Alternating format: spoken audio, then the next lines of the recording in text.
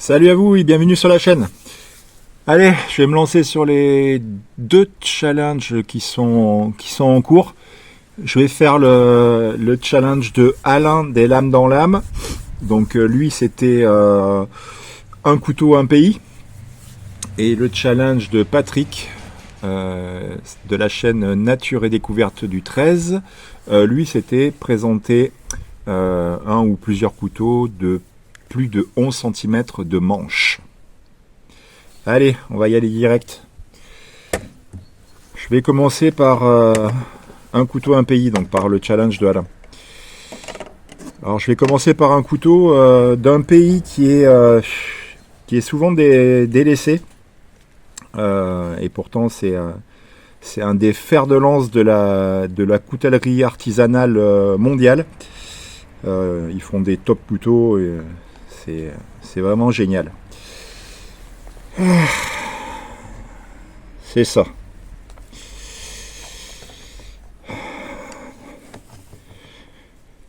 On va parler du Pakistan.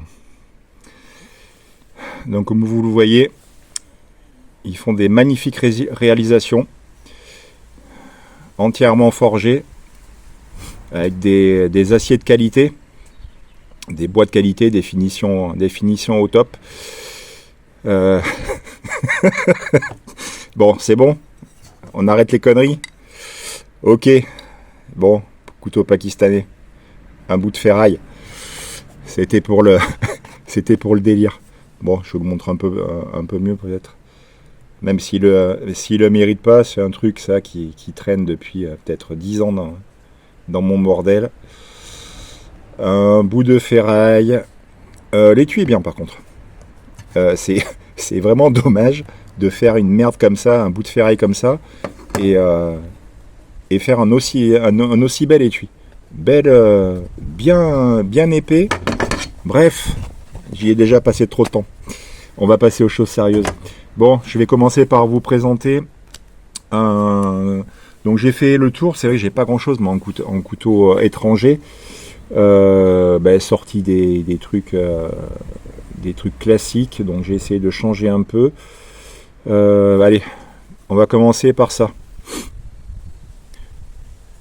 Un couteau artisanal, donc là du vrai, du pur, du dur. C'est un couteau belge, d'un coutelier belge, Vulp Knives. Manche bois de chêne. L'appellation c'est bois de chêne patte de chat à cause de ces nœuds là, voilà, bois de chêne patte de chat en cran carré avec une magnifique trempe sélective de toute beauté là. Honnêtement, la trempe sélective là c'est du top. Acier C130, trempe sélective, magnifique, et des plaquettes magnifiques. Voilà pour le premier. Donc là on était en Belgique. On peut passer, allez, j'avais ça là, un petit.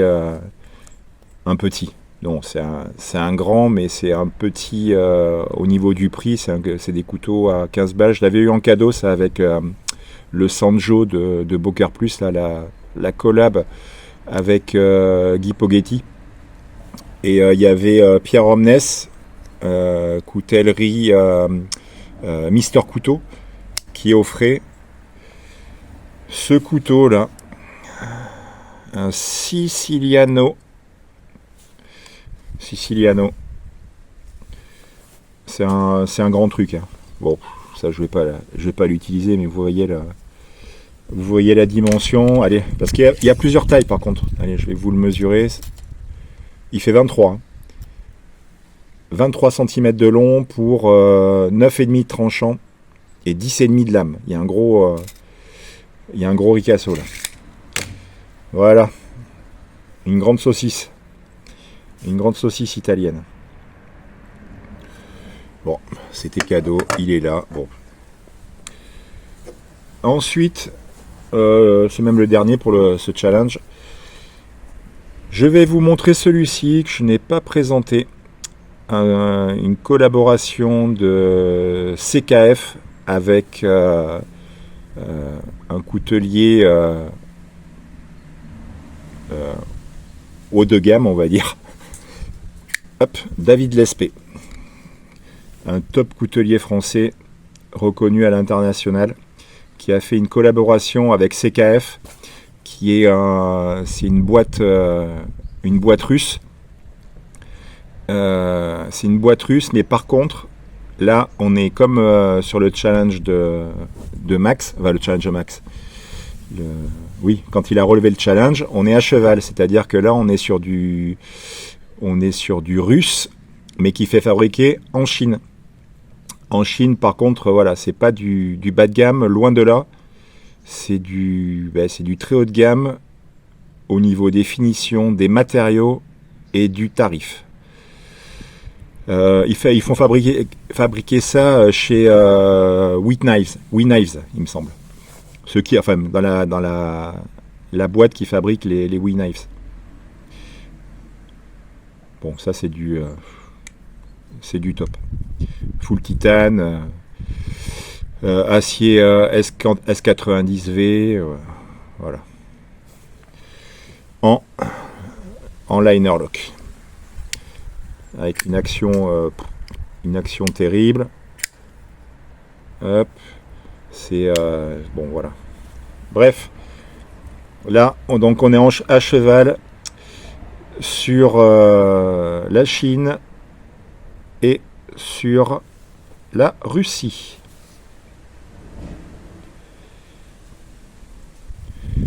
Voilà pour le challenge. J'ai rien d'autre.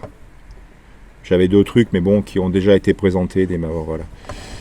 Mais en nouveauté, on va dire que j'ai que ça. Et c'est déjà pas mal. Ensuite, on va passer sur le challenge de Patoche, notre Marseillais.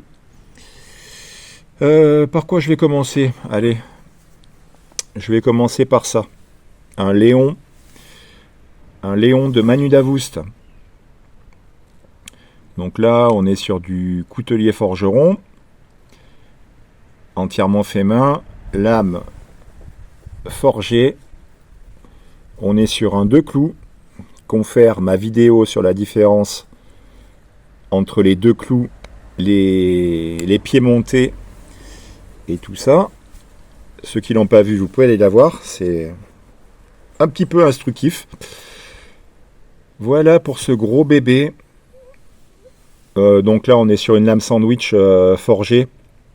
Je me rappelle plus des aciers, mais avec une ligne. La ligne blanche, là, c'est une ligne de nickel pur qu'il incorpore dans son sandwich quand il forge ça. Il y a 3 aciers, je me rappelle, il y a du C130 il me semble, mais bon, on s'en fout. Les mitres, là on est sur de l'ébène des Philippines, corne de buffle pour les plaquettes.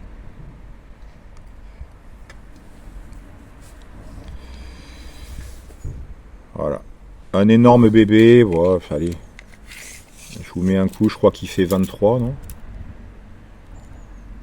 Ouais, c'est ça. Il fait 22, un peu plus de 22 sans la lentille, sans le passe lacet, et 23,5. Et pour que le manche 12,5. Donc on est dans les clous pour le challenge. Ensuite, je vais vous en montrer un deuxième. Celui-ci, vous l'avez jamais vu passer. Enfin, pas chez moi en tout cas.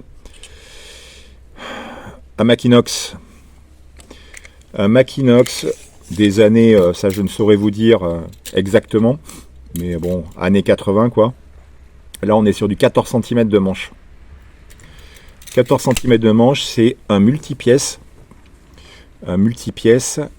Donc c'est un couteau de chasse. C'est un couteau de chasse multipièce avec ouvre-boîte décapsuleur, le poinçon, la grande lame, hop, le tire-bouchon. Lac. Définition à la tiernoise de l'époque. Donc comme vous le voyez, de magnifiques finitions de la coutellerie française. Bon, dégueulasse. Ce couteau est totalement neuf. C'est un vieux couteau de l'époque, mais c'est ce qu'on appelle un neuf de stock. Il n'a jamais été utilisé celui-là. Voilà. Il a été fabriqué dans les années 80, voilà, et jamais utilisé. Pas de poncetage, pas de stop pin de lame. Donc la lame, comme tous les couteaux de l'époque, vient saquer contre le... Si tu lâches la lame, elle vient saquer contre le dos du ressort, là. Enfin, le fond du ressort. Hop.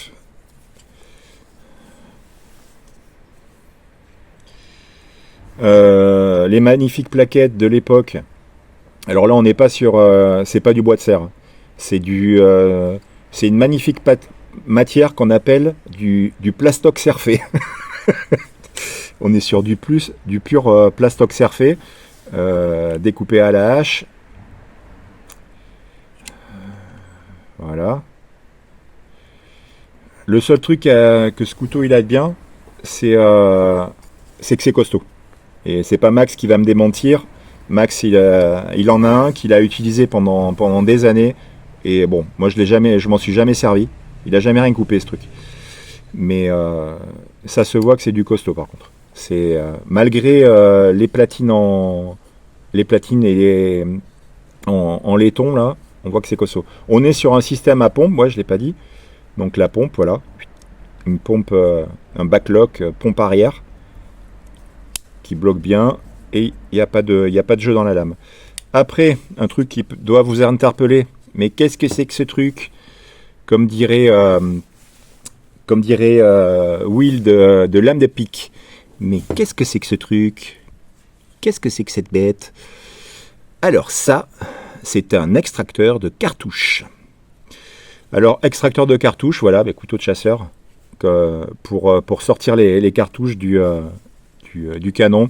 Alors, si je me rappelle bien, c'est pour un extracteur de... pas de cartouches, d'étui de balles plutôt, exactement, voilà. Si je me rappelle bien, c'est extracteur pour du 12, calibre 12 et calibre 16, si je me rappelle bien. Je fais ça de mémoire. Je suis pas chasseur. Je connais pas trop sans plus, quoi. Voilà. Voilà pour celui-ci. Et attends, j'ai oublié de vous dire pour celui-ci là. Pour le CKF David Lespel, CKF Davles, on l'appelle. Vous pouvez aller voir la vidéo de Stéphane de la chaîne Couteau Pliant qui l'a présenté plusieurs fois. Donc il a présenté d'origine avec les plaquettes d'origine. C'est pas exact parce que là il y en a plusieurs modèles. Hein. Enfin plusieurs modèles. Il y a plusieurs finitions de plaquettes. Voilà. Il a présenté donc d'origine avec des plaquettes différentes.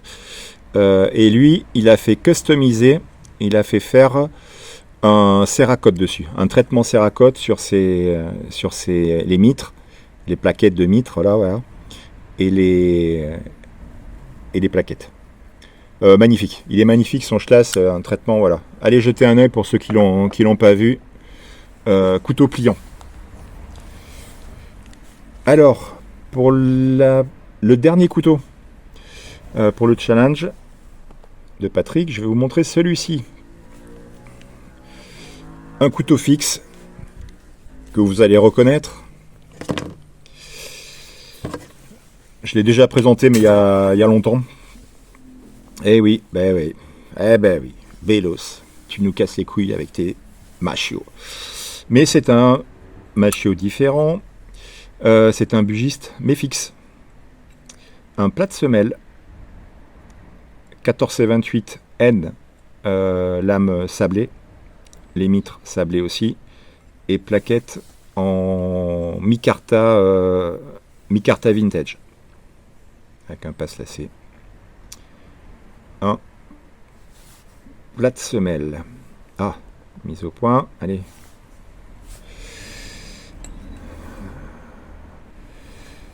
Voilà. pour ce challenge de Patrick et pour le challenge de Alain. Bon, je pense que je suis dans les clous, hein. Je suis dans les clous avec tout ça. Je ferai une petite photo pour la miniature. Hop. Et puis voilà, bon. Je vous remercie d'avoir suivi la vidéo. Je vous dis à bientôt. Et à bientôt. Allez, ciao ciao les gars. Les gars et les filles.